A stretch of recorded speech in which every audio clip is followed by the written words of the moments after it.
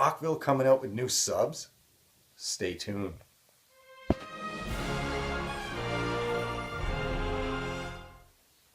Alright guys, so got some new info for you.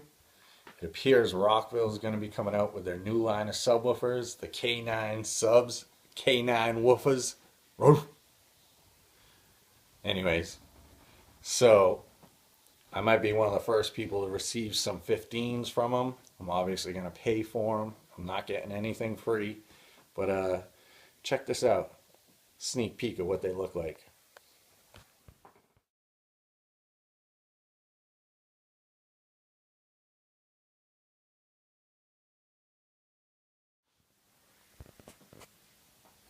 Alright guys, so that's what they look like. Nice little sneak peek. I'm going to assume they're like 1,000 RMS, 3-inch coil, hopefully double leads, obviously sewn in leads because the K6 were sewn in, and hopefully they upgraded the cone. The cone was the weakest thing on the K6.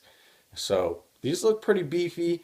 I don't know any parameters or specs on them yet. They haven't said anything. They're kind of keeping it secret, so we'll find out. It looked like they were doing some testing, but stay tuned.